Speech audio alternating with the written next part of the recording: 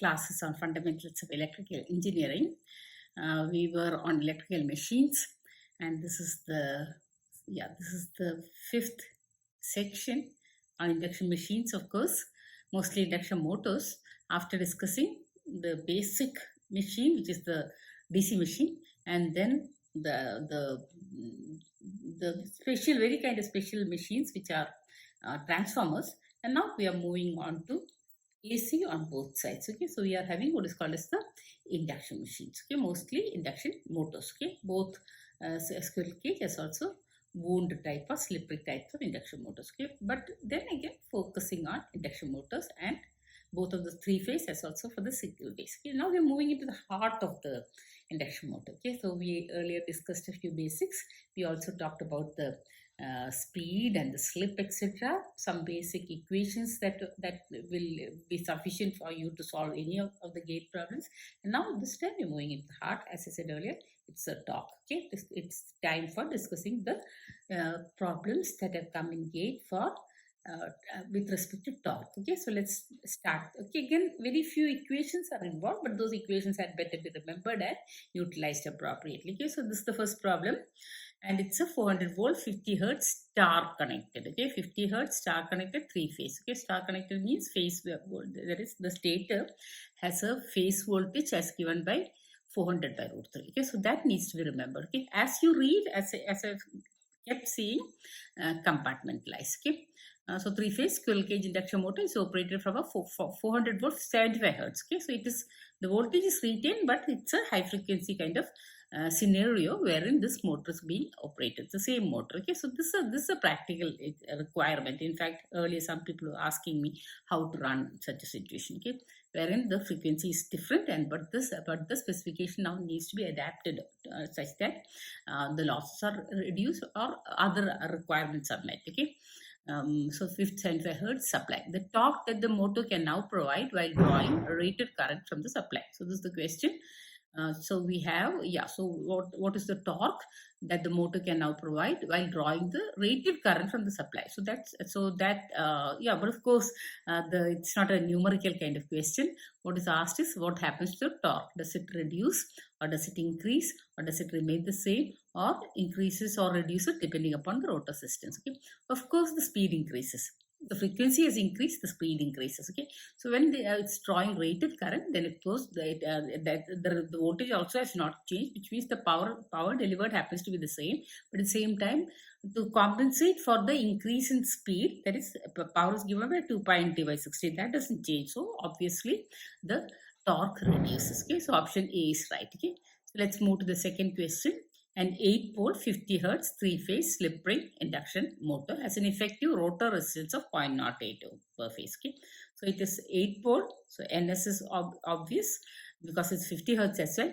Its speed at maximum torque. Now we come to a very particular situation wherein maximum torque is talked about. Okay, this is one of the very important situations wherein there's requirement for a maximum torque being delivered, sometimes at starting point itself. Okay, let's see how it goes. Okay, so its speed at maximum torque is 650 rpm. So from a particular speed, which is indicative of 8-pole as also 50 hertz, the speed now is 650 rpm.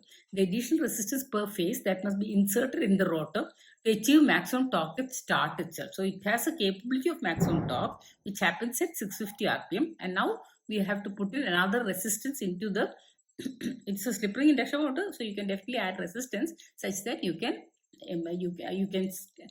change the position of the position where the maximum torque can be obtained. Okay.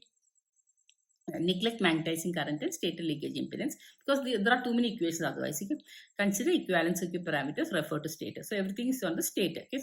So everything they are called as R2 X2 X1. Okay. So what is happening is that at maximum torque, okay, the R2 by X2 is equal to, so this is again something like copper loss is equal to variable loss is equal to constant loss, etc. That's a maximum torque condition which we had better remember is that R2 by X2 is equal to X. Okay, for a condition wherein maximum torque is obtained. Okay, so this time we see that R2, so we have R2 is equal to 0.08, and by X2 is the same as equal to slip. Okay, and slip is given by 750. By 750 because it's a 8-pole machine. Okay, 750 minus 650 by 750. Okay, so we are seeing that slip is equal to 2 by 15, which is the same as equal to R2 by X2. So X2 value is obtained as equal to 0.6. Now we want this maximum torque to happen at S is equal to 1. Okay, so what should we do? Then the new R, okay, we can call it as R dash plus R2, or R by X2 should be equal to 1 now, not S as equal to 2 by 50, but S equal to 1. X2 we already have, it is which doesn't change, it's equal to 0.6. So R plus R2 should be equal to 0.6, because R by X2 should be equal to R2 by X2 should be equal to 1, because that is when S is equal to 1, or at the starting point we want maximum torque. As simple as that. So though so much of data is given, only two aspects or only two relations or formulae I use. One is that at the maximum torque position we realize that R2 by X2 should be equal to S. Okay, so that's being utilized. Then we see that this torque now has to be available at S is equal to 1. Or in other words, the new R divided by X2 should be equal to again 1. Okay, so X2 we know from the earlier equation, and then we calculate the new R such that if you remove R2, you see that is the additional resistance that can be added. So R plus R2 is equal to 0.6. Deduct R2 from it, which is equal to 0.08. So the value is equal to the new resistance has to have a ohmic value as given by 0.52 ohms. Okay, it's a simple problem, but then those equations had better be remembered. Okay, this is a recurring kind of problem. Okay, if a constant V by F induction motor drive the slip at maximum torque. Okay, so this is what is asked. Okay, so what is so let's see what is the maximum torque. Okay, so we already saw one expression, that is R2 by X2 is equal to SM. Okay, where SM will talk about the maximum torque. Now what is SM or what is TM or the maximum torque? It will be given by 3 into 60 by 2 pi ns, you remember. Okay, S is equal to, so now you can replace S by R2 by X2. Okay, and then you have then you also have E2 square into R2 divided by R2 square plus S square X2 square. So everywhere you can replace R2 by S, or you can replace S by R2 by X2. So we see that the expression simplifies in a very nice manner. So we are having 3 into 60 by 2 pi ns, which doesn't change 3 times, because each of the state winding will give 1. Okay, so we have 3 into 60 divided by 2 pi ns multiplied by E2 square divided by 2x2. Okay, because of the fact that at maximum torque S is equal to R2 by X2. Okay, so that's an easy expression to remember. Okay, so we see that. Okay, so now let's see what are the different answers for a constant V by F induction motor drive. The slip at the maximum torque is what? Okay, is directly proportional to synchronous speed. Okay, at maximum torque. Okay, what is happening? You can see that we are having there is no S coming at all in the expression, so it has no relation with the synchronous speed, because S is not there, synchronous speed is not there. Okay, so it has no relation with the synchronous speed. Okay, SM has no relation with the synchronous speed, which it is given by R2 by X2. Okay, so that's it. So only the expression for TM was added, that's all. Okay, so let's move on to the fourth problem here. Okay, this is a circuit diagram which shows the equivalent circuit of the induction motor. There are the stator quantities. 0.04 is the stator resistance. J0.22 shows the stator inductance, and then the magnetization inductance as the shunt quantity, J6.28 ohms. Okay, and then of course the magnetizing quantity now brings both the stator and the rotor together as conductively coupled as well. And so on the rotor side you are having the reactance X2 as given by J0.22, and R2 is given in a different fashion, R2 by S, because that shows the power being delivered as well. Okay, because the copper loss is the power that is delivered is of course resistive in nature, though it's mechanical power, but of course only power consumed or delivered etc. all can be expressed in terms of the resistive quantity. Okay, so all these quantities are just representation values, not the real quantities. Okay, so we have 0.05 R2 by S. Okay, so this is the equivalent circuit. This is the nature of the equivalent circuit. Okay, so what is asked is the figure shows the per phase equivalent circuit of a two pole. So 1500 RPM. Okay, no, 3000 RPM. Three phase induction motor operating at 50 hertz. Okay, oh yeah, if so long as it is 50 hertz. The air gap voltage Vg across the magnetizing inductance is 210 volt R. So we have a voltage for the air gap voltage or Vg. Okay, or the voltage at the rotor. Okay, which is now being brought forward to the stator. Okay, and the slip is 0.05. The torque in Newton meter produced by the motor is what? Okay, so what do we have? We have the expression again, 3 into 60 divided by 2 pi ns. Ns we already know is the same as equal to 3000 because it's a two pole machine with 50 hertz. Okay, and the S is given as equal to 0.05. E2 square is already given as 210 square multiplied by R2. R2 is already we know R2 is equal to 0.05.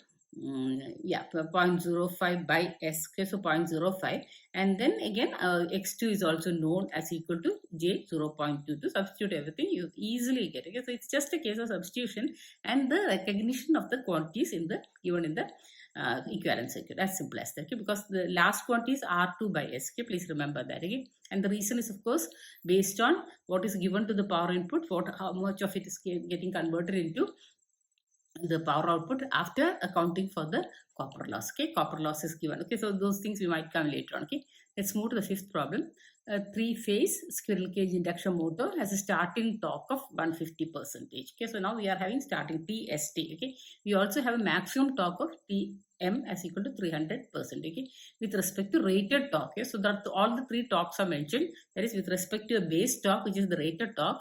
The starting torque is 1.5 times of that, and the maximum torque is 3 times the base torque or the rated torque. Okay, rated voltage or rated frequency. When everything is the same or the rated, then we have the rated torque. But at the same time, the starting torque is highly demanding because everything is at standstill. So the whole thing has to be started off. Okay, so there's additional energy to be supplied. So starting torque is larger. Okay, and with respect to full load torque, and maximum torque is of course the largest of the lot. Okay. Neglect the stator at rated frequency. Neglect the stator resistance and rotational losses. The value of slip for maximum torque. Of course, we have the relation between Tm and Tfl as equal to. Of course, we know now the 3 by 3 the 3 into 60 by 2 pi ns is common for both Tm and Tfl. So that's removed, and then we are having. I suppose you remember that we have E2 square also common for both. So that's also removed. There is R2 as also there is R2 square plus S square x2 square for full load. That is one thing, and for maximum torque, that's something else. So everything put together, now the relationship comes as the formula comes as equal to this had also better be remembered. Okay, so for SM is showing the slip at maximum torque, S is showing the slip at full load. Okay, so we are having R2 square plus S square plus x2 square because it has come to the numerator since TFL is on the denominator, and on the denominator we are having 2. Okay, then S and SM and x2 square. Okay, so you can take out x2 square from both the equations. So what we have here is that R2 square by x2 square is going to be SM square, and then we have only S square left, and both the x2 squares can be cancelled. So we are having on the denominator only 2SSM. This is easy to remember. Tm by Tfl is equal to Sm square plus S square divided by 2S by Sm. Divided by 2SSM. Okay, so now just simple replacement is enough. Tm by T. Okay, there's another equation, Tm by Tst. At that time, in the same equation that we have at the on the a little above, we can just replace S by, that is, instead of full load we are having S is equal to 1. Okay, so now the relationship is equal to R2 square plus x2 square divided by 2Sm. Okay, that's all. Okay, so that's one thing, and then you can replace 2Sm x2 square. Okay, so now you can take out x2 square, so we have Sm square plus 1 divided by 2Sm. Okay, because S has become all equal to 1. Okay, so now we see that. Okay, so now we have this is equal to 2. That is what is mentioned because Tm by Tst is equal to 300% divided by 150%, or 3 divided by 1.5, which is equal to 2. Okay, this is equal to Okay, yeah. So now we have a relation that is Sm square plus 1 divided by 2 Sm is equal to 2. Okay, so just cross multiply and you have a quadratic in Sm given by Sm square minus 4Sm plus 1. Solve it. You see that it's the same as equal to 0.2679 or 26.79%. It's a simple problem. So two expressions have now made their appearance. One is Tm by Tfl as equal to Sm square plus S square by 2SSM, and Tm by Tst as equal to Sm square plus 1 divided by 2Sm. Okay, S is replaced by 1. Okay, so these two had better be remembered, okay, rather than the complete derivation. Okay, so then of course we see that you have Tm by Tst already with you. Okay, and then substitute there. So you get an expression for Sm as a quadratic. Solve it. Okay, so that's all that's there. So let's move to the sixth problem. 220 volt, 3-phase, 4-pole, 50 hertz induction motor of wound rotor type. So now it is a slip ring induction motor. Okay, 50 hertz, 4-pole. Still the synchronous speed is the same as equal to 120 f by p or 1500 rpm here. Okay, it's supplied rated voltage and frequency. The stator resistance, magnetizing reactance, and core loss are everything is negligible. Okay, stator resistance, magnetizing reactance, and core loss are all considered not relevant here. Okay? The maximum torque produced by the rotor is 225% of full load torque. So Tm by Tfl is equal to 2.5. Okay? Yeah, 2.25. Okay? And it occurs at slip at 50% slip. So at that point of time, R2 by X2 is equal to 0.15. Okay? The actual rotor resistance is 0.03. So we have too much of data. Okay? The value of external resistance which must be inserted. We did a similar problem, so we can easily do it. What is the first thing that we know? That is at 0.15. Okay, which is the slip. The maximum torque happens. Okay, so we see that it is given by R2 by X2. So 0.03 by X2. So X2 can be easily calculated. Now what is required is that when you insert additional resistance in the rotor circuit, what happens, because it's a wound motor, otherwise you can't do that. Okay, so you have a wound, so you insert an additional resistance such that the maximum torque can be obtained at that starting point itself, or when it's S is equal to 1 itself. Okay, so now we see that just like in the early case, at S is equal to 1, R, the new R, which includes R2 plus additional resistance, is equal to by X2. X2 is the same, which is equal to 0.03. As simple as that. So we see that at S is equal to 1, you have R as equal to same as equal to 0.2. So deduct 0.03, which is the available R2. So you get the additional resistance as equal to 2 minus 0.2 minus 0.03, which is the same as equal to 0.17 ohms. Okay, as simple as that. Okay, yeah. So that's it. So let's move to the seventh problem. Yeah, a 3-phase, 50 hertz, 6-pole. Okay, 6-pole means 120 f by p. Okay, so I hope that so all those substitutions can be immediately made, and the speed can be gauged. Okay, has a rotor resistance of 0.1. Okay, and reactance of 0.92. Neglect the voltage drop in stator and assume that the rotor resistance is constant. Given that the full load slip is 3%. The ratio of maximum torque to full load torque is what? Okay, so now we already have the ratio. Okay, so it's easy to, and we already have the maximum torque to full load. So Tm, so we already have given that somewhere, so we can easily see that. Yeah, so we can, okay, so now what required is, given that the full load torque is, okay, full load slip is 3%, the ratio of maximum torque to full load. Okay, so what the relation, the expression for torque. Okay, so where 3 into 60 divided by 2 pi ns E2 square, everything can be removed. Why? Because E2 square, all these things are common. Okay, so now we only have S is equal to 0.03, R2 is equal to 0.1, and then in the denominator we are having R2 square, which is 0.1 square, and then we are having slip as 0.03, so 0.03 square plus into 0.92. 0.92 happens to be the X2. So put them all together. So you see that T, okay, that is that is a slip at full load is the same as equal to 0.2788 K. K will include all that is not given, multiplied by E2 square. Okay. What about the maximum torque? It's given by again K into E2 square by 2x2. Okay. So substitute again K E2 square 2 into 0.92. So take the ratio of maximum torque to full load torque. So Tm is, so K E2 square get cancelled. So we are having 1 by 2 into 0.92 divided by 0.2788. Okay, so that is equal to 1.94. Very simple problem. The only thing is that, okay, so at least 2 to 3 equations need to be remembered. Okay, so just juggle between them, you'll get there very quickly. Okay, eighth problem. Yeah, what is it? A 400 volt, 15 kilowatt, 4 pole, 50 hertz, Y connected induction motor has full load slip of 4%.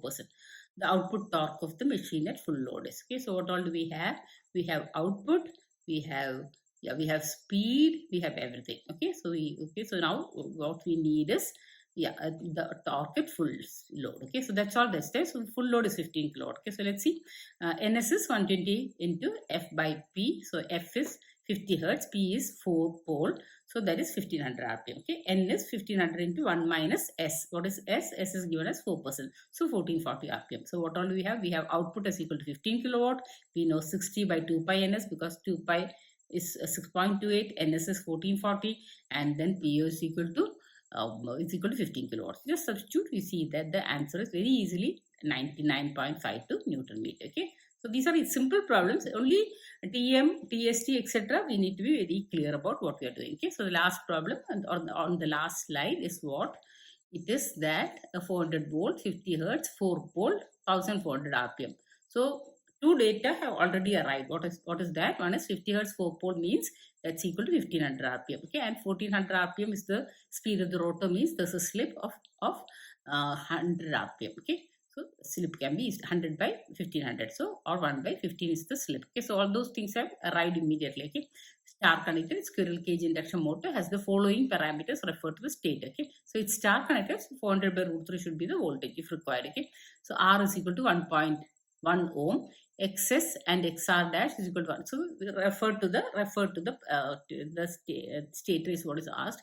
R is the total resistance, it seems 1 ohm, and then XS, both XS, that is stator, as also rotor referred to stator is equal to 1.5 ohms. Neglect stator resistance and core and rotational loss of the motor. The motor is controlled from a 3-phase voltage source inverter with constant. That's the purpose of the voltage source inverter, to give control by this particular algorithm, that is V by F remaining constant. Okay, the stator line to line voltage and frequency to obtain the maximum torque is starting. Okay, so now this is a different question altogether.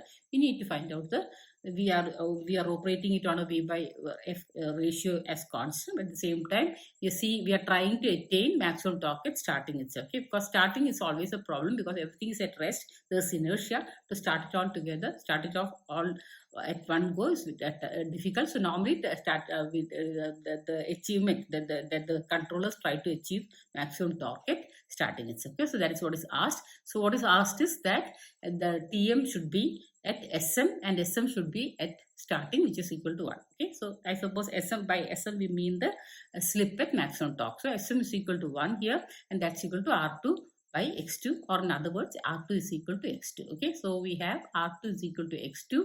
So one thing, so now we need to for T max. Okay, and so for that we need to find out the new X2. Okay, so what is the new X2?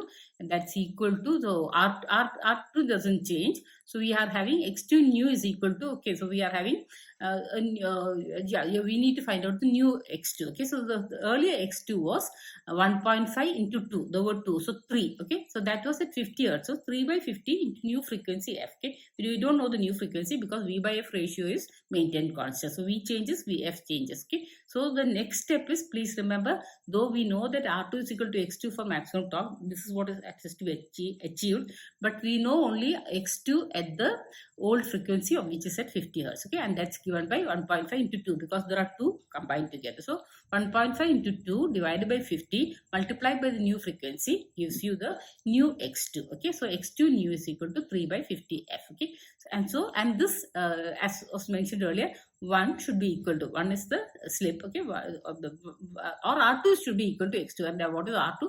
R2 is given as equal to 1, so 1 should be equal to 3F by 50. So F is equal to 16.67. Very simple, because F is equal to 50 by 3, which is 16.67. Okay, so of all answers, there is only one there with 16.7 hertz. That's B. At the same time, let's see if V by F ratio can be maintained constant. What is the original V by F ratio?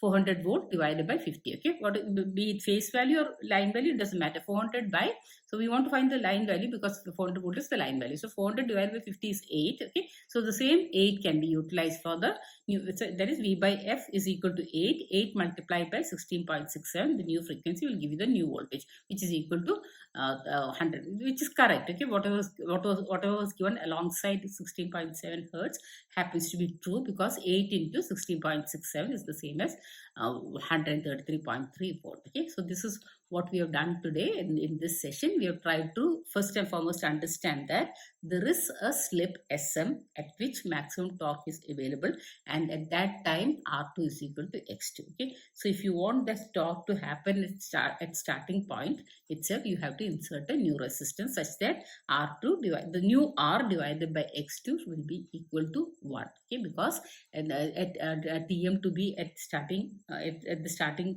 instant itself, it means that S is equal to 1. Okay, so R2 is equal to X2. That's one thing. Then of course what is this TM? It's the same as equal to K, where K is equal to 3 into 60 divided by 2 pi, and 3 is for all the three phases contributing. 3 into 60 divided by 2 pi ns, again I repeat, multiplied by E2 square by 2x2. Okay, so that gives you maximum torque. Okay, so we have two more equations. One is Tm by Tfl and other is Tm by Tst. What is Tm by TFL? Okay, we had better remember that. That's equal to Sm square plus S square divided by 2SSM. So what is Tm by Tst? It's the same as equal to Sm square plus 1 divided by 2Sm. Okay, so this had better also be remembered. And with that, I think you will be able to do any problem in the gate context in with respect to torques in induction motor. Okay, thank you.